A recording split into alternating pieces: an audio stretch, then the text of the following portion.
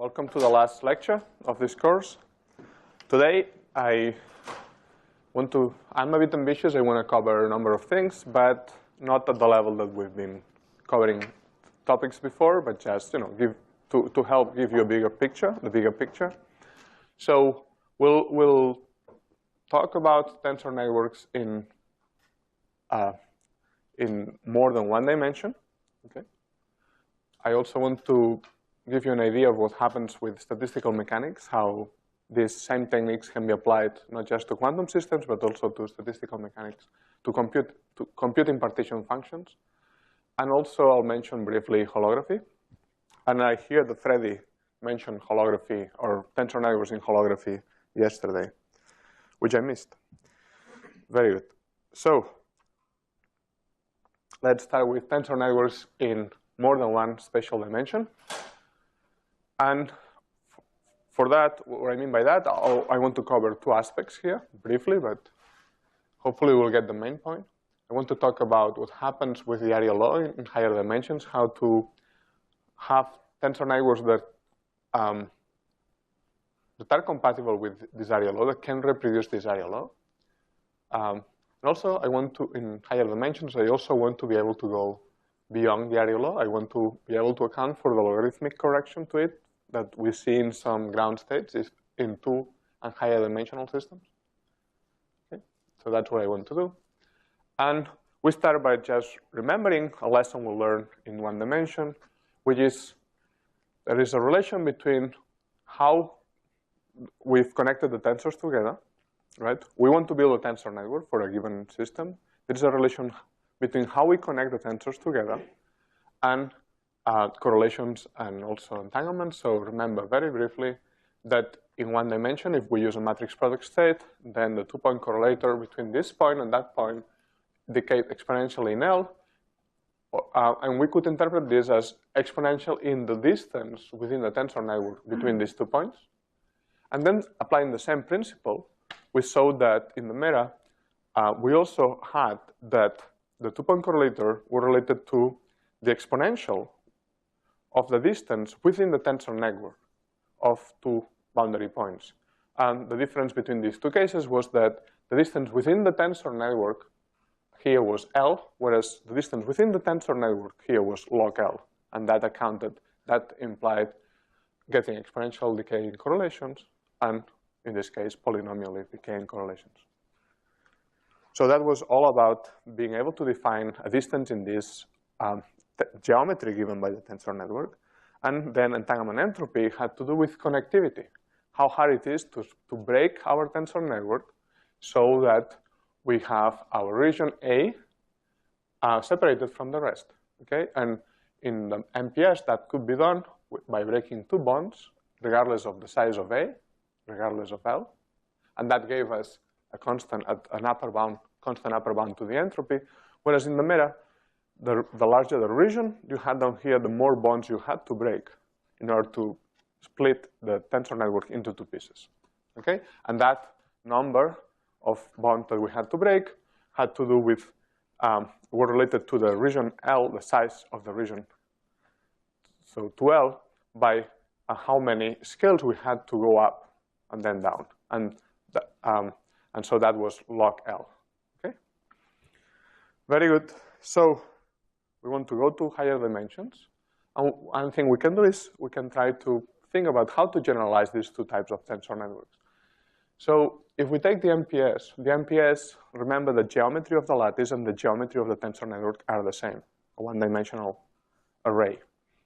So if we bring this to 2 dimensions, we will end up with this projected entangled pair state, or PEPs. Okay? And what we do here is, if we want to represent the wave function of a 2-dimensional lattice, we just connect tensors into a 2-dimensional array following the lattice. Okay? That's one thing we can do. And we'll briefly see now that as a result, the resulting tensor network generically will have, again, exponential decay of correlations, and there will be an area law. Okay? Which is what we expect in a class of ground states in 2 dimensions. It turns out that also by fine-tuning the parameters in this case, you could actually, this is not a generic case, but you could also have power law decay of correlations. Okay? So this in 2 dimensions, it's not, the picture is not so simple in the sense that PEPs can be used both for ground states of gap systems and of gapless systems. And then there will be some generalization. You take the same ideas from the meta and you can put them in 2 dimensions. And I refuse to draw it. But, well, actually this morning I've been drawing a lot, you'll see in a minute. But what we'll see is that we'll have generically, if we generalize this structure to 2 dimensions, we'll have power law decay of correlations and an entropy which scales as the area law. Okay, so we will be missing, in these generalizations, we'll be missing a mechanism to generate the logarithmic corrections in 2 dimensions, and we'll address that later. Question? Generate a power law from a PEPs state. Okay, give me a second. So let me quickly go through our questions, okay? But this time, half a minute per question.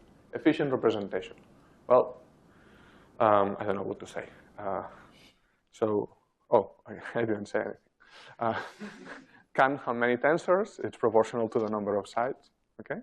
If we fix the one dimension of the tensors, each tensor has a finite number of coefficients, which does not depend on n. So the total number of parameters we need to specify the wave function, okay, is proportional to the number of sides. Okay? Very good. So efficient manipulation. Okay? Let's compute the norm of this. And now there will be a nasty surprise. So we have psi, bracket, and now we contract all these indices. Okay? And let's take this and let's look at it from the top. The net result is something that looks like a square lattice of tensors, where each tensor here corresponds to having contracted A and A star, so coming from the brand, from the ket. Okay? So if you want, each index here is double index compared to what we had for the original tensor network. And now, if we want to compute this scalar product, we have to contract this tensor network. Okay? But as I told you, there is no efficient way of doing that. Okay? So if you want to contract a 2-dimensional tensor network, and there is no other trick available, or there are no constraints on the tensors, anything that will simplify this calculation, then the cost is exponential. Assuming that it's exponential in the linear side. So if this was n times n, then the cost is just exponential in n, and there are no shortcuts. Okay? So that could be it, but it turns out that, and this is actually what happens if you want to a priori, if they give you a PEPs, this tensor network, and you want to compute the norm, a priori, you would not be able to do that efficiently. Okay? But it turns out that if you use these PEPs to encode the ground state of a local Hamiltonian, there are locality kicks in. There are some not rigorous, but in practice well experienced facts that say that you can contract this approximately. Okay, so we won't be able to extract this number exactly, but we have approximation schemes which are then efficient.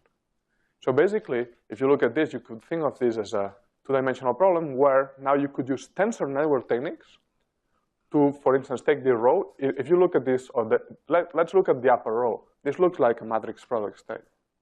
It's a matrix product state. Okay, so you could think that you have a matrix product state on top, and this layer of tensors is like a time evolution. So you could going in this direction would be similar to performing a time evolution. Okay, and what you can do is you can systematically take your top matrix product state and apply one row of tensors to it, and then the bond index effectively grows, but then you can truncate and apply the next row and so on. So you can well, there are a number of precisely tensor network techniques that are used to contract this scalar product. Okay, but approximately, and still it's good enough to make progress. Okay, so now let's look at structural properties. 2-point correlator. Oh, sorry. What I said about the scalar product applies also to local observables. Okay, so no exact efficient algorithm, but plenty of useful approximate algorithms which are efficient. Okay, so two-point correlator, we have to do this thing. We have to multiply the bra, the ket, and two insertions. And let's suppose that we've done that, and now these tensors have double indices, each of them. And then we have the two insertions. Okay, that's the scalar product we had a moment ago, but with two insertions. And now, what do we expect? Well, actually, it's not so easy to argue, but in practice, what we see is that generically, for a random choice of these tensors, what we find is that there are exponential correlations. Okay, and you can think of this in terms of that the correlations between these 2 points are mediated mostly through the tensors in between. Okay, so if that was the case, then it's a transfer metrics problem again. Okay? You can imagine that the rest of tensors are not playing a very important role, and only the tensors between the two insertions are the ones carrying the correlations, and then you see that you are multiplying a number of L times by some form of transfer metrics. That would be how you would justify what you see in practice, which is that generically you have exponential decay of correlations. But we also see in practice that if you fine-tune the parameters, the variational parameters in the PEPs, from time to time you can find also power law decay. Okay, and if you want to reconcile this fact with what we just said before, well, what we said before is you expect exponential decay if the correlations between this point and this point are mostly mediated by the tensors in between. But imagine now that that's not what's happening, and that not only the tensors in between contribute, but also tensors nearby. Okay, and then what you can imagine happening is that that the accumulation of contributions from neighboring tensors, the ones that are right in between, but also the ones that are farther away, add together to give rise to this different scaling. Okay. And now the easy part. This gives rise, if we look at the entanglement entropy of a region of size L times L, okay, we get that it's very simple to get an upper bound which is given by, that reproduces this area law. Okay? What we're saying is that by construction, if we try to split the wave function of a region L times L, we'll have to cut a number of bond indices which is proportional to the size of the boundary of the region, right? So if the region is L times L, the size of the boundary is proportional to L, and there we have it. This is the area law. Okay? Very good. So PEPs has these properties which make it a good candidate for ground states of two-dimensional gap systems, maybe also gapless. Okay? And that's this generalization. Let me also discuss this other generalization so we can try to have meta in 2 dimensions. So let me simplify the drawings. Okay? Imagine that this is full of rows of these entangles and isometries. So here we have the physical indices, and we have layers of meta on top. Okay? That would be our description of the wave function. So if we want to do the same in 2 dimensions, what you can imagine, if this was the one-dimensional system sitting here, your spin chain, now what we have is a 2-dimensional lattice. Okay? That's the system for which we want to describe the ground state. And what we do is we have a similar structure as before, but spreading into 2 dimensions. So again, we have, the story would be the same. There is a quantum circuit that goes from the top to the bottom, preparing the ground state. Okay? There is a notion of coarse graining if you go in the other direction, and so on. Okay, so that's, you can fill this with tensors, with isometric constraints, and then you get a 2-dimensional meta. Very good. So 1D meta, how do we compute the scalar product? That was piece of cake because due to the isometric constraints of all the tensors here, there were cancellations pairwise, right? And the whole tensor network simplified to a number. We didn't have to compute. So the same story is true now in 2 dimensions. We've built this tensor network here in such a way that when we compute the scalar product, there are cancellations, okay? And you don't need to worry about computing anything. That wave function is normalized from the start. Very good. So what about computing observables? What we saw yesterday with Meta in 1D is that if you put an insertion here, then the cancellations between top and bottom tensors are not possible anymore everywhere. They are possible away from the insertion, but not in a region that we call causal cone, the causal cone of the insertion.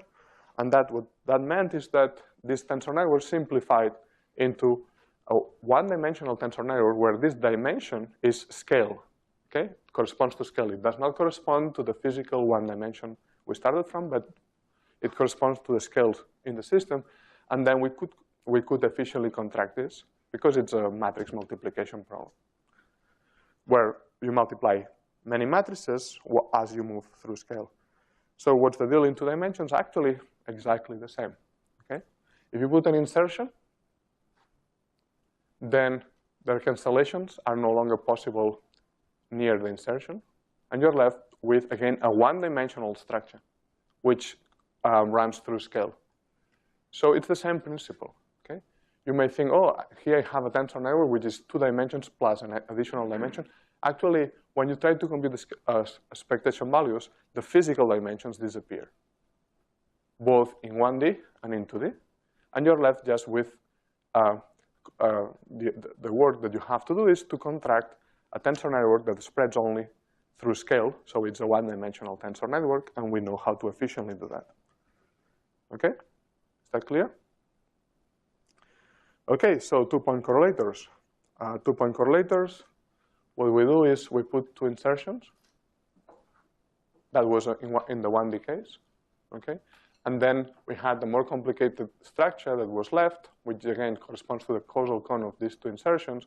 So the blue parts simplify, but the yellow parts stay. And therefore, the work of computing 2-point correlators had to do with contracting this tensor network. And now remember that there were log2 scales involved in going from here to here. And then that resulted, in the case of a scale invariant meta, that resulted in the correlators decaying as some eigenvalue to the log L power, and that automatically implied power law decay of correlations, okay? Because lambda log L was equal to L log lambda, and so that's already a power law. Okay, so in the 2-dimensional case, pretty much the same happens, okay? You put the 2 insertions, there are simplifications in many places except for this, and you're left that this 2-point correlator is the result of, again, multiplying log L times by some transfer matrix, okay? And therefore, we'll have power law decay of correlations again. Is that clear? I'm just, extracting some of the aspects that we saw yesterday, a bit quickly perhaps, but I'm pointing out that the same principles apply in any dimension, actually. I said 2 dimensions, but you can do that in 3 and so on. Very good. So finally, entropy, entanglement entropy. And that's where the big disappointment will come if we wanted to see a logarithmic correction in 2 dimensions, okay? So how did we compute the entanglement entropy? Imagine this is the ansatz in 1 and 2 dimensions. We want to have an upper bound to the entropy in this region here, region A of size L, okay? And so what we saw is that there was a minimal way of cutting or splitting the tensor network into 2 pieces, right? And that had to do with going up in scale and down. That was the way of splitting this tensor network into 2 pieces while cutting the smallest possible number of bond indices, and that gave us the best upper bound to the entanglement entropy. So in 2D, same thing will happen. You can imagine you have your 2-dimensional lattice. Now you consider some region. The region is living in here, down here. And then we'll find the optimal way of splitting the tensor network into 2 pieces, okay? Very good. So what happened in 1D? In 1D, we had that if we look at how many indices we're cutting, there were contributions coming from each scale, okay? But each scale was contributing the same number of indices that we had to cut. Okay? So there were, if this is size L, we had to go up log L scale. So the number of contributions being the same from each length scale ended up being log of L. So the entropy was upper bounded by the number of indices we had to cut, and the number of indices we had to cut to split the wave function into two was log L. Okay? So we obtained this scaling for the entropy log L. So if we try to do the same in 2 dimensions, then you should remember some calculation we had last week, because it's the same. When we try to split the wave function into 2 pieces here, what we find is that there are, again, contributions from each scale, okay? But the number of indices that contribute, the number of indices that we have to cut at the lowest scale is proportional to L. Remember, L is the size of the boundary of our region. As we go up in scale, effectively the region is shrinking, okay? So it contributes, we have to cut, it has less boundary, so we have to cut less indices. So the first, at the lowest scale, we get L contributions, then the next scale we get L over 2. And the next one, L over 4, and so on, okay? So we still get log 2L contributions because there are contributions from all length scales, but not all length scales contribute the same, okay? And in practice, the first scale contributes, say, order 1, then the next scale contributes half of it, 1/4, and so on. So when you add together these numbers, this is upper bounded by 2, and so we get L as the scaling of the entropy, okay? No logarithmic correction, okay? Very good. So this was the case for several years, and then there were attempts to understand how to simulate systems in 2 dimensions, how to simulate ground states in 2 dimensions with a tensor network that would be able to reproduce a logarithmic correction. And a couple of years ago, a solution was proposed, and that's what I want to describe next. But are there questions here first? Okay, so what I want to do now is to explain how to go beyond this area law in 2 dimensions. Okay? And the solution is known as branching meta. And of course, I should explain this in 2 dimensions, because that's where we were trying to solve the problem. But I'll explain it in just 1 dimension, because there is no way to draw this in a reasonable way in 2 dimensions. So I want us to look at this and recognize that this is quantum circuit for the meta in 1 dimension, okay? Remember that at some point we said, let's look at the meta as a quantum circuit. And what we did was we replaced the isometries with disentanglers, the tensors with 2 legs going into 1. We replaced them with 2 to 2 tensors. And then we pulled the state 0 all the way to the top. Okay? And the result was this, that we had, I've reorganized this a little bit, but this is the quantum circuit that you had for a meta. Okay? And if you look at this, it looks interesting. It looks like we are splitting the system at every 2 layers, okay, of now these entanglers. We're splitting the system into 2 types of degrees of freedom. At a subset, half of the spins will continue involved non-trivially in a circuit, and the rest are set to 0. Okay? That's what the meta is doing. At each iteration, it's getting rid of half of the degrees of freedom, half of the spins. And by getting rid of means setting them to 0. Okay, but there is no need to do that. Okay? You could consider the possibility of having these degrees of freedom, instead of setting them to 0, just have them be part of a circuit as well. Okay? And if you do it in this way, the advantage of doing that is that you can still, all the discussion about can we efficiently contract this tensor network, can we efficiently extract information, I'm not going to demonstrate that, but it's still possible. Okay? That's, this is not a random quantum circuit. It has been designed very carefully, but one of the properties it has is that you can still efficiently evaluate expectation values of local observables. Okay? And so there is a lot of freedom in how you design this. For instance, here once more, we recognize the usual meta in 1D. Okay? We have this maximally branched meta where each branch, all the degrees of freedom that you get every time you branch the system into two pieces, all the degrees of freedom remain involved in a circuit of its own. Or we could have something in between where, say at this level, we split the degrees of freedom into two parts. And then at this level, we continue to do that. But at this level, when we break them again, split them again, a subset does not have a quantum circuit anymore. It's just set to 0 and the other not. Okay? So you can play around with different levels of branching, we call this. So I hope you recognize this. The pattern of a branching that we have here where can be written or can be drawn as a tree. Okay?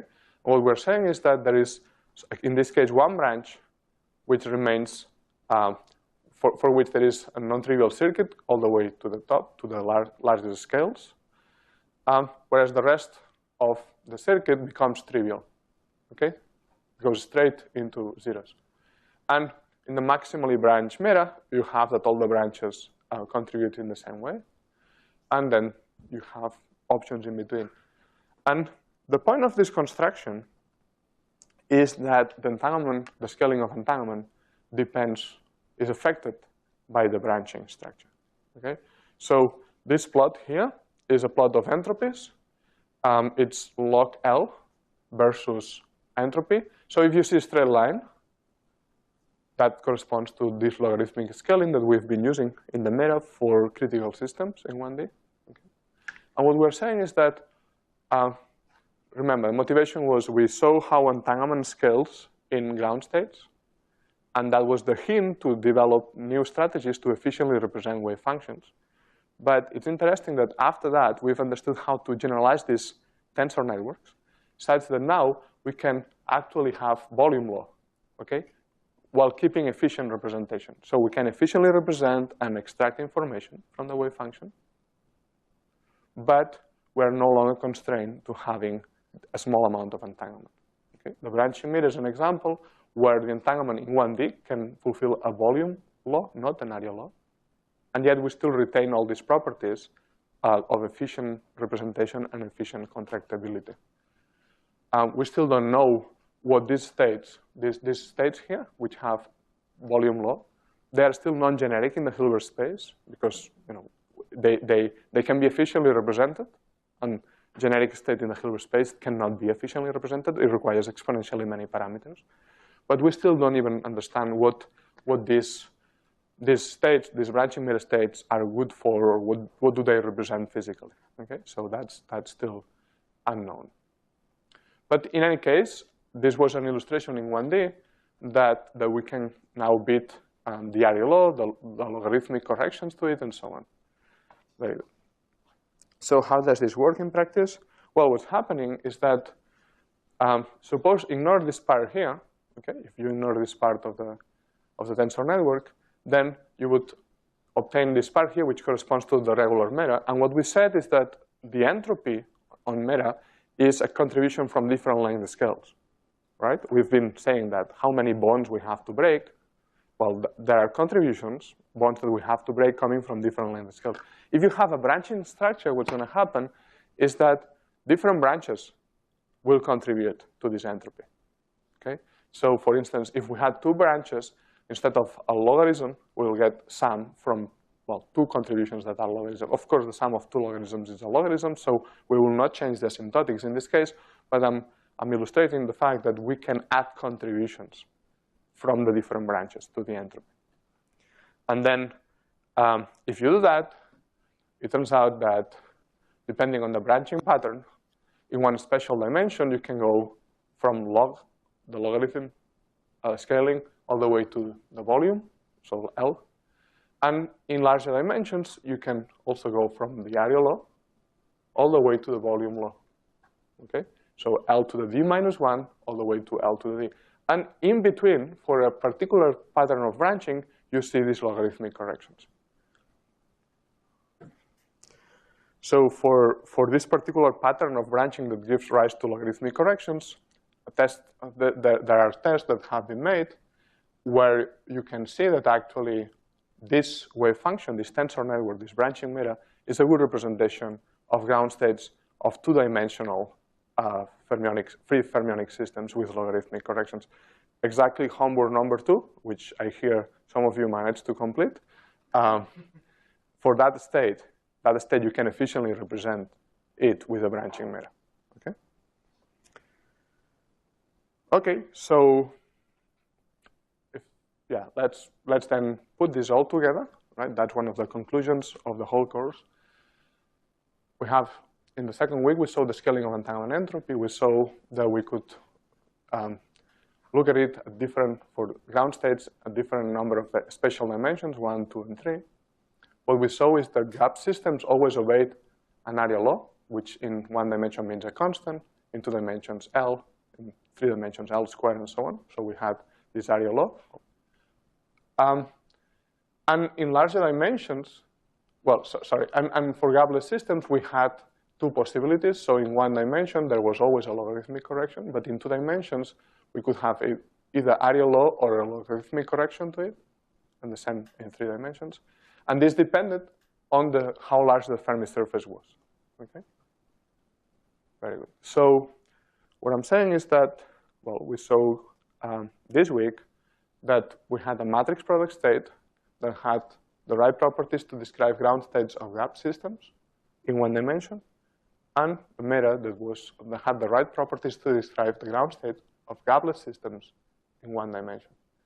And today I've argued that there are ansatz, PEBs, and mirror that are naturally fitted to describe ground states in higher dimensions, except the logarithmic correction that now we understand that can be reproduced with a branching mirror.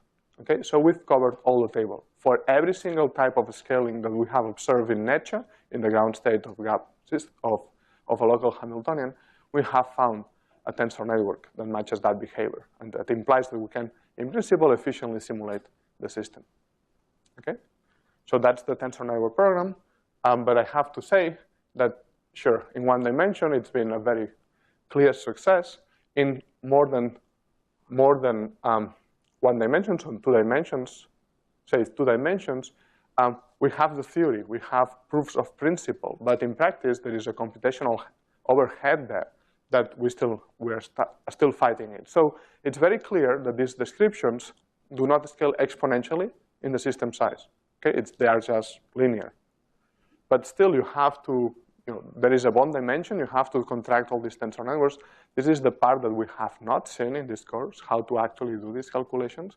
And that comes at an important cost. It's not a problem of system size, it's just order 1 cost when it comes in terms of the system size. But there are many problems that are, or there are many systems that are still challenging because the contraction of these huge tensor networks is too expensive. So there is need for progress in 2 dimensions, and in 3 dimensions that the situation is even worse. Again, as a matter of principle, we think we got it, okay? But there is a lot of work to be done until we can see, until we can start systematically solving problems in 3 dimensions. Okay, any questions? I'm going to change subject. Very good. Yeah? Something that branching mirror corresponds to in 1 dimension. Sorry, I couldn't hear. Oh, is there something that the branching mirror corresponds to in 1 dimension? Right. So if you had just 2 branches, for instance, you could think of physical systems in 1 dimension if you have a system of electrons, interacting electrons in a quantum wire. If you look at the system, the fundamental degrees of freedom are or at least we write a Hamiltonian for electrons. Electrons have charge and have a spin, right? Now, if you look at that system at lower energies, it turns out that when you excite the system, say you get it in the ground state, and now you excite it, you see some things propagating, some elementary excitations propagating in the system. If you look at it, there are 2 types. There are spin degrees of freedom, that you can see how the magnetization moves around the system. And completely independently, you see charge degrees of freedom, okay? Density moving around. And one goes faster than the other, So what you see is that you started with some single type of fundamental or microscopic degrees of freedom, but the system at low energies organizes itself as if it was made of two different types of degrees of freedom that don't talk to each other. Okay? And this is the physics that the branching meta is capturing. That one unique microscopic degree of freedom turns or decouples into different effective degrees of freedom at long distances. Okay? That's what the branching meta is doing. You constrain your system, and at some point you realize that at that length scale that you have acquired, there are pieces, there are degrees of freedom that are not talking to each other anymore. So in one dimension, the branching meta could be a good description, or could be a way of bringing out this factorization of degrees of freedom at long distances. Okay. In the beginning of all these lecture courses, like you mentioned that the tensor network is a variational approach, but yes, it somehow solves the biasness of any other variation. Oh, you were listening, huh? Yeah.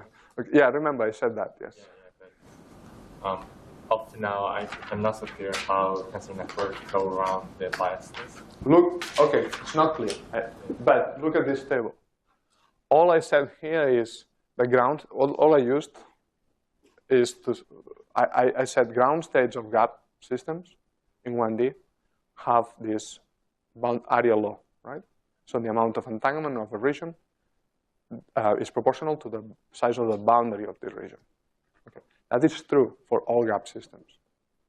Okay. And we have an ansatz that is not that is reproducing this fact. Okay. It's not reproducing ferromagnetism or antiferromagnetism or it's not committing to any type of physics. It's only what we're saying is just this general fact that it applies to all ground states of gap Hamiltonians in 1D. It doesn't follow that the NPS is a good ansatz. It does not follow from that. Okay? To see that, you would have to start using it and say that systematically for all types of ground states, you get the right answer. It does not follow logically from this. But I'm saying that we build these ansatz based on these very general properties that apply to all ground states. That was the intuition that was followed in order to create these ansatz. It was not, the wave function is not specialized.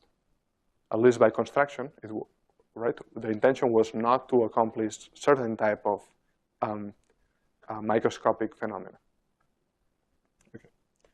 Okay? Very good. So let's move on then. I want to mention two more topics, and the next one is tensor networks in statistical mechanics, partition functions. There are two things I want to mention here. One is that we can apply very similar ideas that we've been discussing, and in particular, the removal of short-range entanglement through these entanglers to build an energy flow in the space of statistical partition functions. Okay?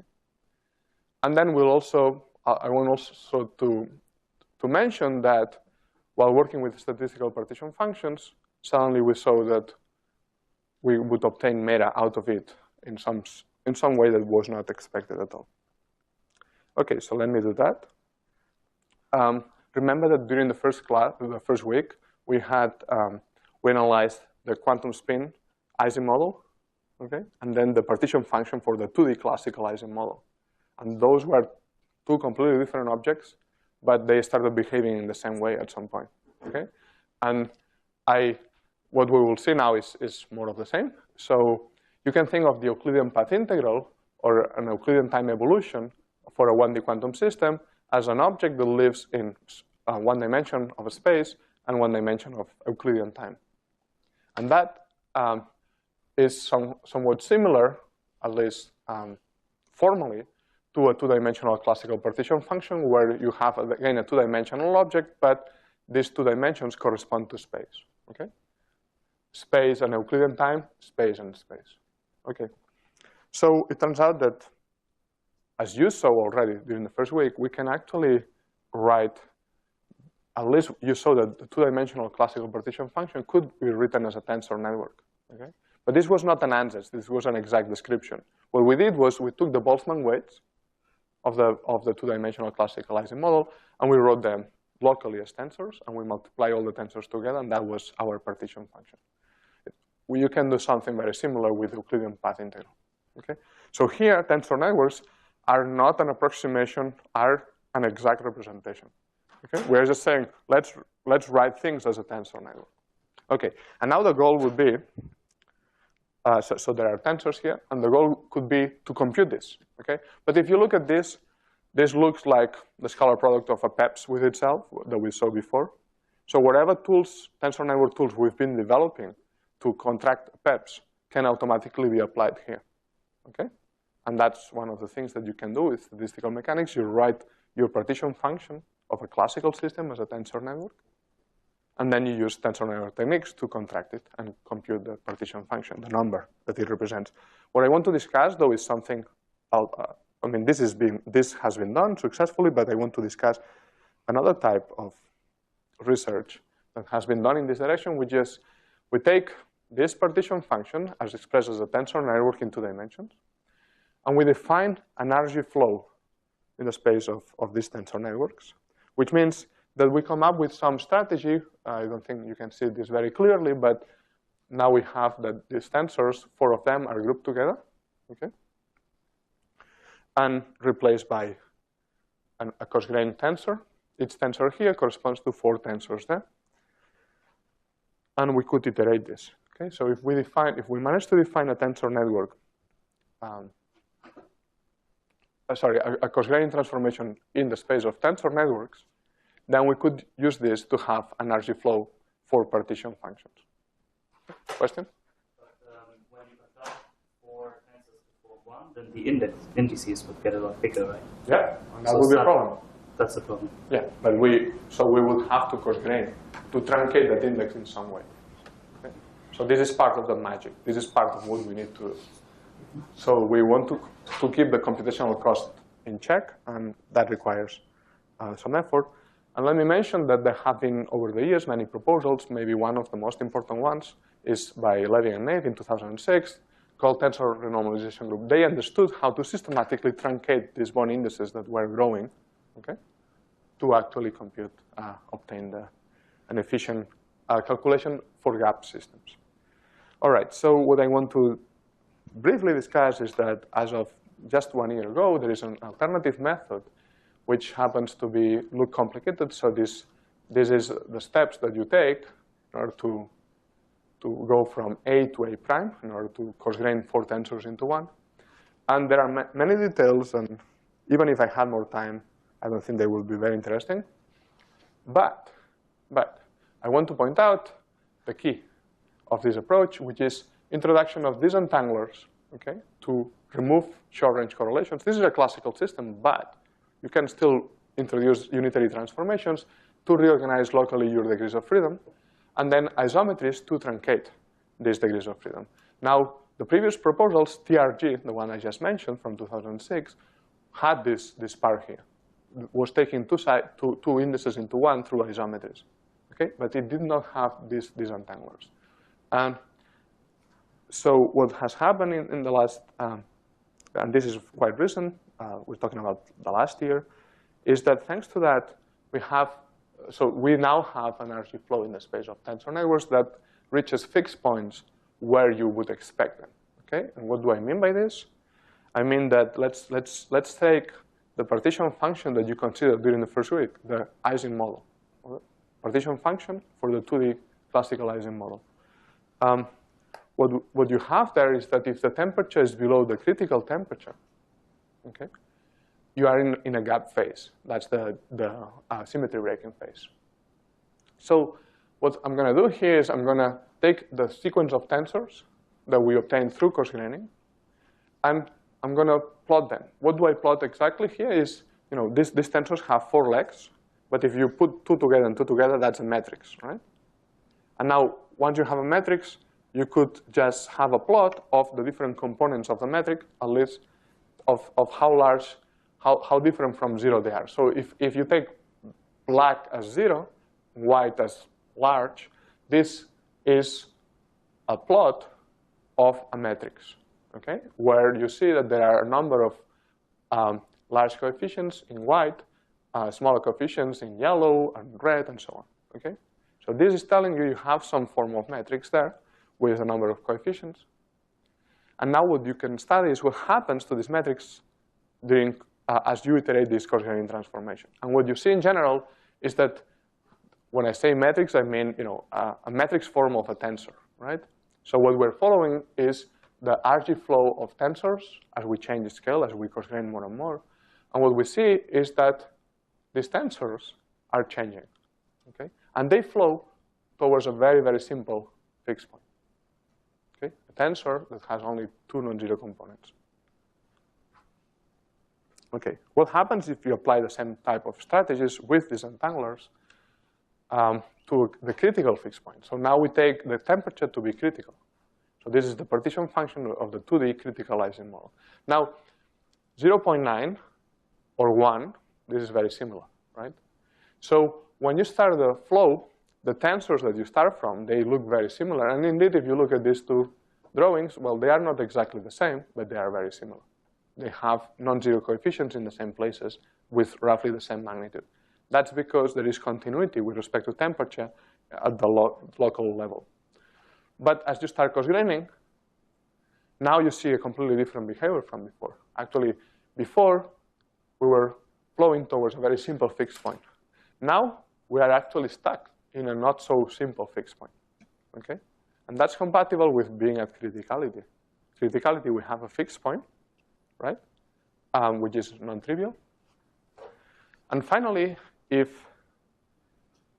we have temperature which is slightly above the critical temperature, then what we see when we apply the same coarse-graining transformation is that there is a flow towards another fixed point. Very simple one, just one non-zero element here. Okay? So this is the type of flow that you get in the space of tensors when you constrain the tensor neighborhood that represents the partition function of a two-dimensional classical system. Okay? Here you're calculating the transfer matrix. No transfer matrix. The transfer matrix would have been a column of those tensors together. Here we're talking about individual tensors. So instead of working with the transfer matrix and multiplying in one direction, we keep working at the level of individual tensors, and what we do is we put 4 together, and that defines an effective tensor. And we put 4 of those effective tensors together, and that defines the next tensor. This is this sequence here. Okay, this is the original tensor. This effectively accounts for 4 of the original tensors. This one would be 16 of the original tensors, and so on. Okay. So we're looking at the same system at different length scales. Can we also draw the renormalization group flow with this calculation, in the usual coupling constant space? It turns out that yes, but it's not. It doesn't follow from what I said. But the suggestion here is that you don't need to go to coupling space. Okay, that this is already a flow. You have a flow. You could consider the elements of these matrices as your space in which you flow, and then you see that you are flowing somewhere. That there are fixed points exactly where you would expect them. Okay, it turns out that as we will see in a second, actually, if I remember, I'll make the connection, and yes, we can from here will happen. It will so be the case that we will be able to go back to a space of Hamiltonians. Okay, very good. So that's an example of what you can do in statistical mechanics with tensor network techniques. And now let me make a connection to quantum systems, back to quantum systems. So remember, the Euclidean path integral is this very similar. It can also be represented as a tensor network, where now the vertical direction corresponds to Euclidean time. And it turns out that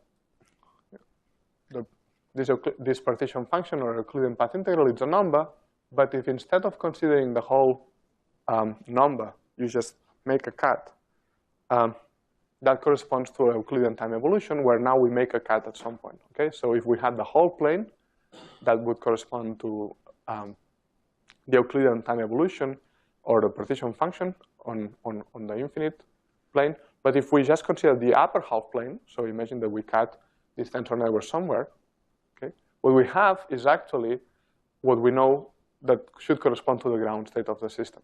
Right? If you evolve in Euclidean time for a long, long time, you are collapsing to the ground state. So this should be the tensor network that we obtain by taking this tensor network and just considering the upper half plane. It will have a number of open indices, and that will correspond to a representation of the ground state. And if instead we consider a strip, if we take the same Euclidean path integral, but on a strip, what we get is a thermal state of temperature given, beta is given by the width of the strip. So this is known from, this has nothing to do with tensor networks, but what we want to do is we want to see what that implies in the context of tensor networks. So remember, ground state is just the result of a very long Euclidean time evolution. And what does this mean in terms of this tensor network? It means, this picture here, we have this tensor network that represents the Euclidean time evolution on the upper half plane, which means that it has an open boundary here. Okay? All these indices, the tensor network goes on forever in that direction and upwards and to the right, but it stops here. It has open indices here. And what you can see is that indeed, this is a tensor network with open indices in a one-dimensional array. This is your wave function. Okay? This tensor network is already your ground state wave function. Okay? So again, I didn't say anything that is not standard. Okay? I'm saying that we have a tensor network representation of the ground state from the start. This tensor network is not very useful because we cannot efficiently extract information from it. Okay? Giving this tensor network is as efficient as giving the Hamiltonian. Right? This tensor network just represents the exponential of the Hamiltonian. If I give you a Hamiltonian, I have completely specified the ground state. Right? It's the lowest energy the eigenvector with lowest eigenvalue of this Hamiltonian. But I still don't know anything about the ground state. I don't know how to extract information from it. So this is the stage that we're here. We have completely specified the ground state, but we don't know any property of it. Okay. And what I'm saying is that this tensor network that looks like the partition, it's formally it's a square tensor network. It's the same type of tensor network that we had a moment ago for the classical partition function, except that now we have a row of open indices. So what we can do is we can apply exactly the same techniques that we applied for the classical partition function.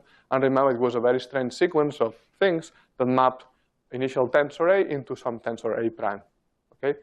Every tensor here comes from a block of 4 tensors there.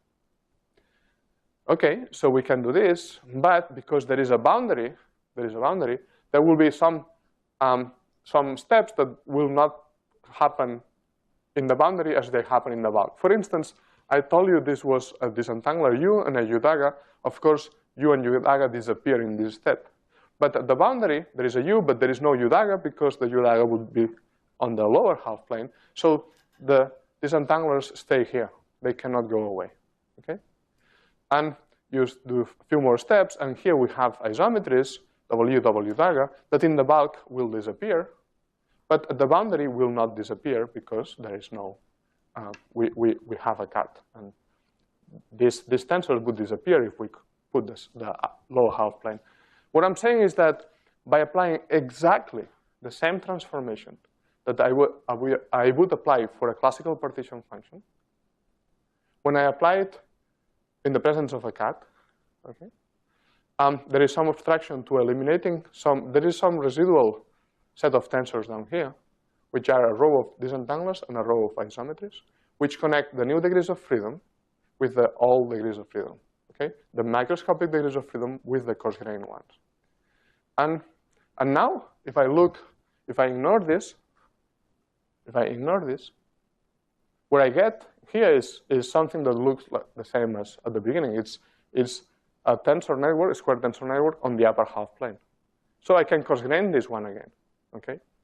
And the result will be similar to what we have here, which is a new layer of disentanglers and isometries. So the summary of the previous slide is that if I try to coarse-grain the upper half plane, I get a new coarse-grained version of the upper half plane plus a row of disentanglers and isometries. So if I coarse-grain again the upper half plane, I get what? upper half plane with a new layer of disentangles and isometries. Okay? And so if I iterate what's happening, I'm producing a mirror. Okay? We see that mirror was proposed as a variational ansatz. This is not a variational ansatz anymore. This is the byproduct of some procedure. Okay? And what this is telling us is that if this coarse-grained transformation does not introduce important errors, it's not changing the object that we wanted from the beginning, well, what was this? This was the ground state. It was an Euclidean evolution by the Hamiltonian. If we didn't make lots of mistakes in the process, this is still the ground state. Except that now we have a mirror representation from it. Okay? So you might be confused. Oh, that was a tensor network representation. This is a tensor network representation. Why do I care? Well, remember, from this one, we can efficiently extract anything we want. We can compute expectation values. From this one, we did not know how to do that. Okay?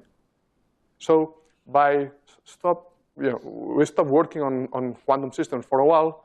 By trying to understand classical systems, we got back to quantum systems in a nice way, because now we have a tensor network representation of the ground state, which is no longer an ansatz. It's guaranteed to be a representation of the ground state. It's not, we think that this might be a good representation of the ground state. Are we here assuming that we are searching for ground state of CFT? No, I didn't invoke scale invariance. So these tensors A prime, and so on, they don't have to be the same at each step. These tensors here, they don't have to be the same at each step either. If this was a critical system, we would recover scale invariance, but we did not assume that.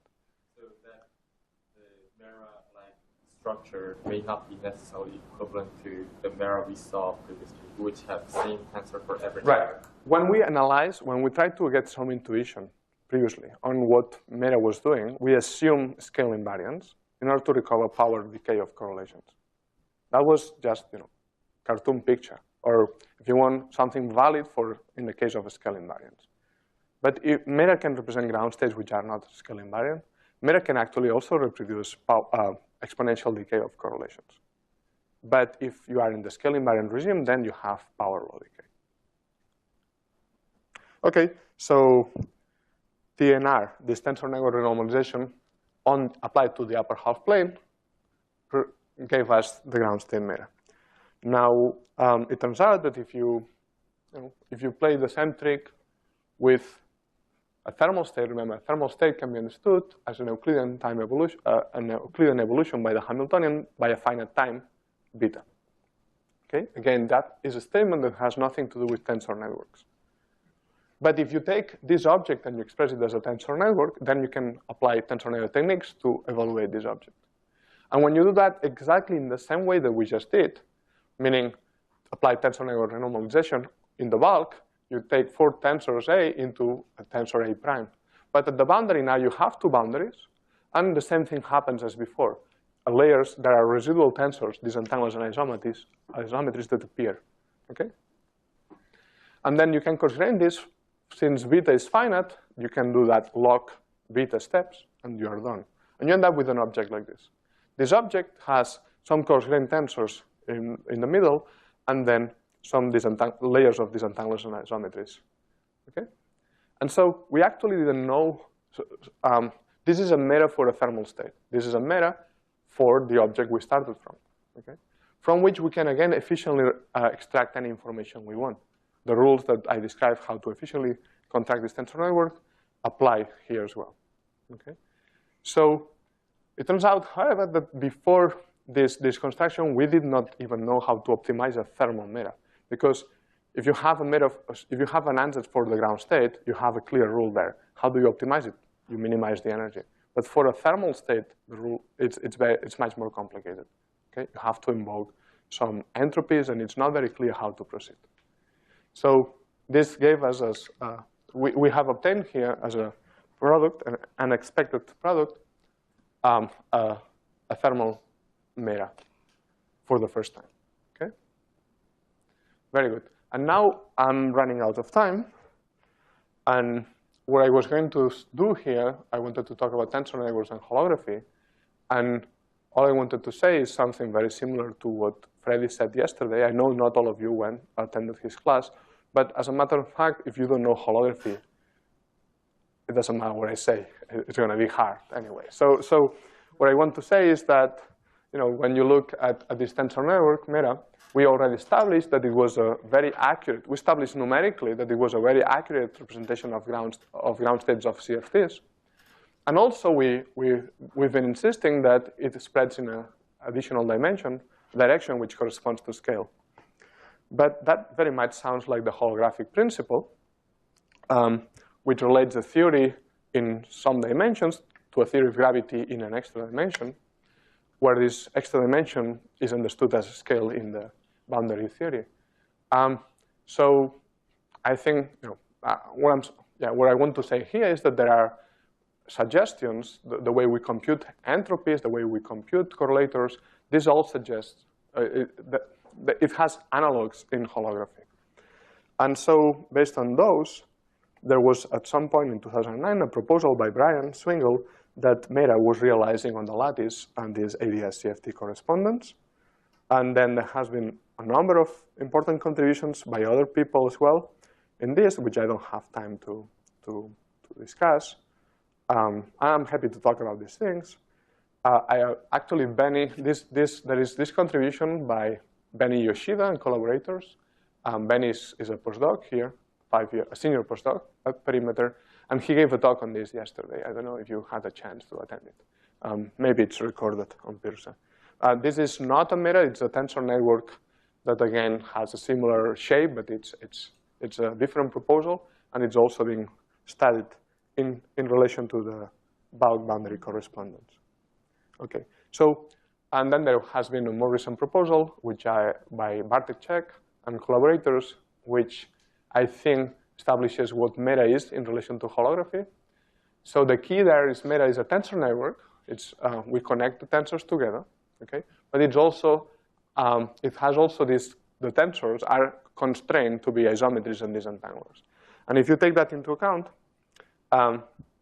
so if you just look at how you connect the tensors together, you could argue that this is the hyperbolic plane, and that would be a realization of ADS-CFT in a straightforward way. Because in ADS-CFT, you expect that if you take a time slice of ADS, that you get the hyperbolic plane, okay? So this could be understood as a discretization of the hyperbolic plane, and we've been using arguments that relate to that. If we say 2 points here are at a distance, L, at the boundary, while they are at a distance log L in the bulk. This is a statement about, this is what would happen in the hyperbolic plane, okay? So there was this intuition that Meta was discretizing the hyperbolic plane. But if we take into account that these entanglers and isometries fulfill the rule, they annihilate each other, that gives us some, instead of Euclidean metric, so what's happening in the hyperbolic plane is that all directions are equivalent, okay? Whereas in Meta, they are not, because there is a time direction, okay? So there is, in a sense, instead of having Euclidean, the signature, instead of having Euclidean, the metric, instead of having Euclidean signature, it should have Lorentzian signature. And that's what actually some people, Cedric Benny proposed a long time ago, and also recent work by Bartek Czech and collaborators have been insisting on. And so instead of being hyperbolic plane, Meta is actually de Sitter. Can be understood as a discretization of de Sitter. And what does this mean? Well, it just means it's holography in a different way, okay? It turns out that this hyperbolic plane is related to de Sitter through an integral transform, which has to do with mapping geodesics into points and points into geodesics. So there is a relation between hyperbolic plane and what we believe this is, which is, I believe, is de Sitter. And so this, in the end, this resulted in the fact that there was an original proposal back in 2009 that was saying Meta is a discretization of the ADS-CFT correspondence, is a discrete version of that. And the newest version of that is pointing at the fact that, no, that it's not actually that, it's something else, but it's pointing at a different form of holography, okay? So there is current work at PI by Michał Heller and Rob Myers, where they've taken this type of ideas and they now propose a new way of doing holography. It's a new way of reorganizing the degrees of freedom at the boundary. The CFT can be reorganized in a different way and give rise to the sitter in the bulk. So, if what I said didn't make a lot of sense, I apologize. But there is so much I can explain.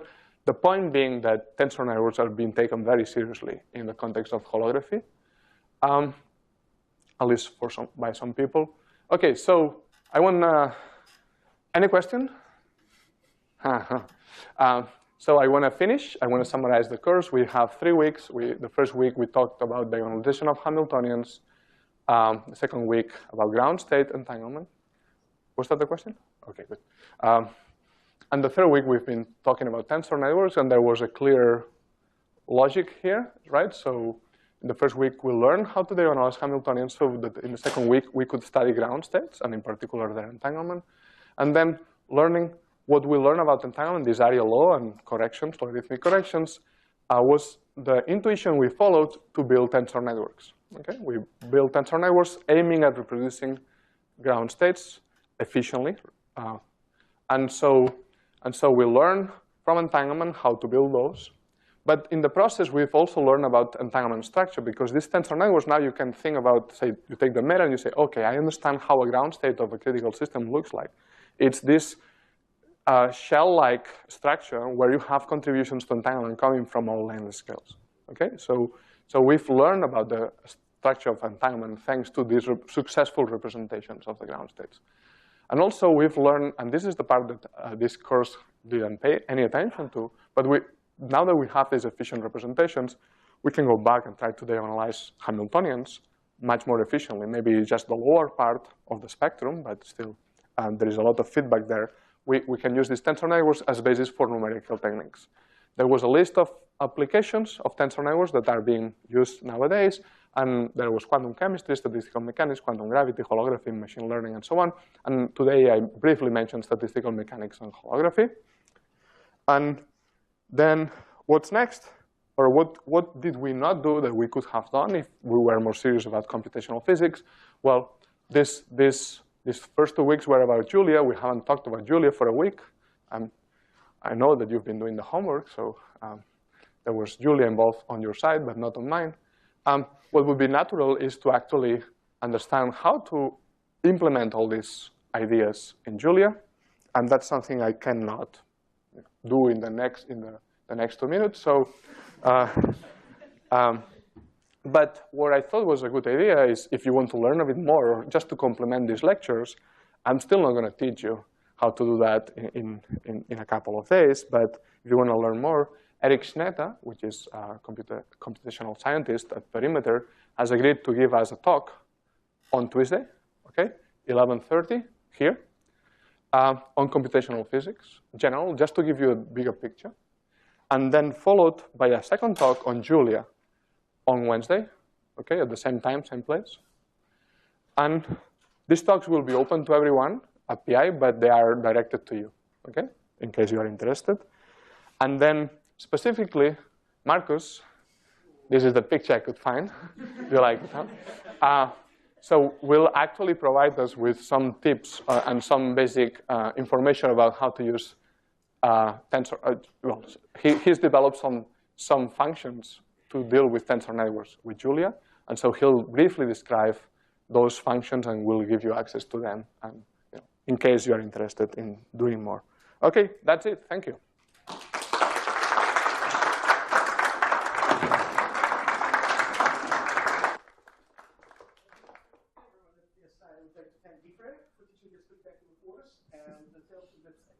We will be very happy if he teaches a similar course next year.